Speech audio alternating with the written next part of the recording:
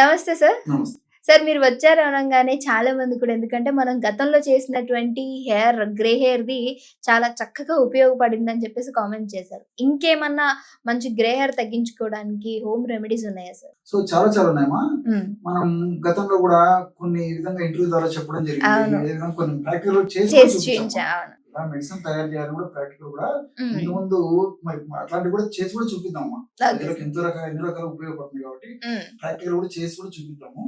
So white hair సమస్య చాలా common అయిపోయిందమ్మా. హ్మ్. సో దీన్నే గ్రే హెయిర్, వైట్ హెయిర్ అనే పేర్లతో ఆ పరిస్థితిని బట్టి పిలుస్తుంటారు.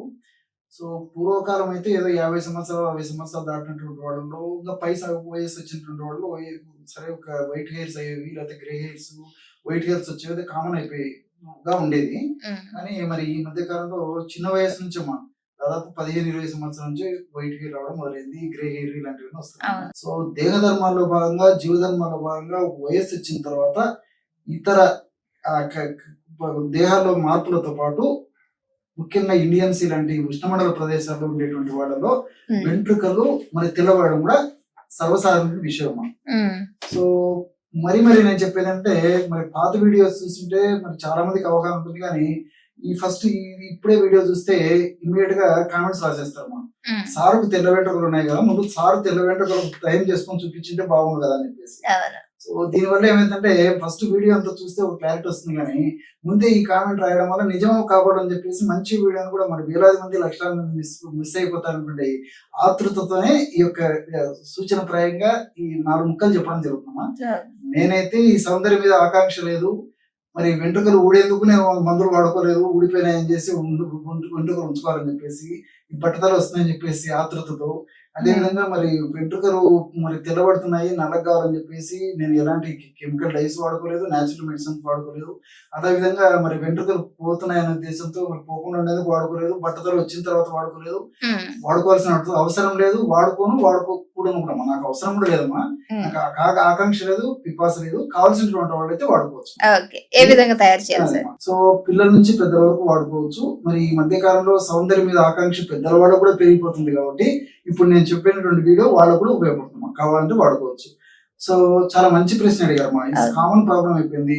దీనికోసం అని చెప్పేసి హెయిర్ డేస్ కెమికల్ వాడుతుంటారు. దీనివల్ల మరి చుండ్రు రావచ్చు, వెంట్రుకలు ఆ యొక్క గ్లూమ్ తగ్గిపోవచ్చు, అదేవిధంగా వెంట్రుకలు చిట్లిపోవచ్చు, చర్మ వ్యాధులు రావచ్చు, అలర్జీ రావచ్చు, ఆస్తమా రావచ్చు, నల్ల మచ్చలు రావచ్చు, తెల్ల మచ్చలు రావచ్చు, ఇలా రకరకాల అలర్జీస్ వస్తున్నాయి ఈ మధ్య కాలంలో. మేము చాలా మందిని గమనిస్తుంటాం.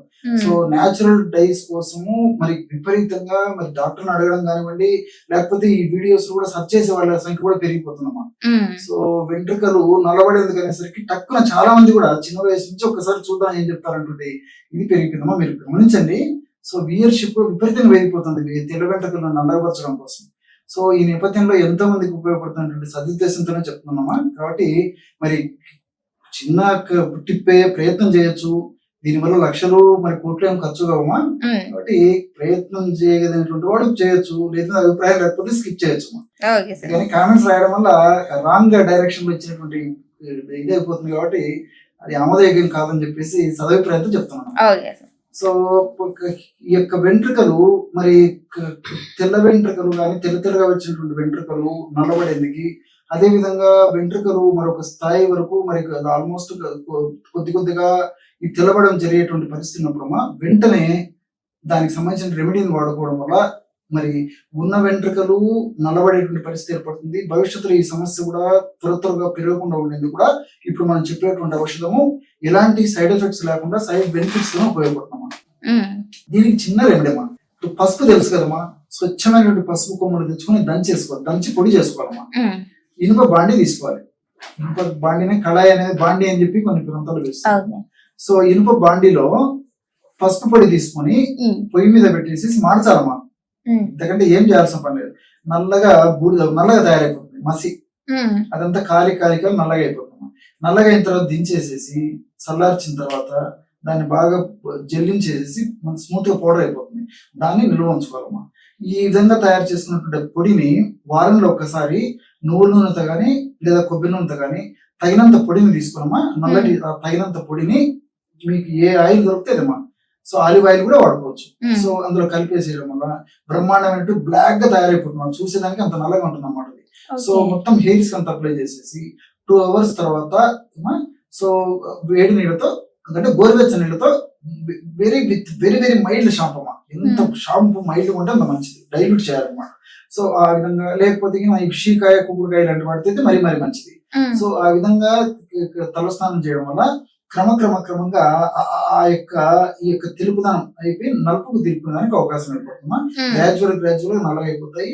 మరి వారానికి ఒకసారి చేసుకోవచ్చు, లేదంటే అవసరాన్ని బట్టేసి క్రమం కావాలంటే 15 రోజులు చేసుకోవచ్చు. ఈ విధంగా నేను చెప్పినటువంటి పద్ధతిలో ఈ యొక్క పసుపు యొక్క పొడిని మచ్చలాగా మార్చేసి ఆ విధంగా వాడుకోవడం వల్ల ఎలాంటి సైడ్ ఎఫెక్ట్స్ లేకుండా అన్ని సైడ్ బెనిఫిట్స్ తోనే వెంట్రుకలు కోమలంగా నిగనగాడుతూ సౌందర్యవంతంగా కాంతివంతంగా అందంగా ఉండేదానికి అవకాశం ఉంటుంది. Thank you so much sir. Views అందరికి చాలా చక్కగా ఉపయోగపడేటువంటి చిట్కాని చెప్పారు. నమస్తే.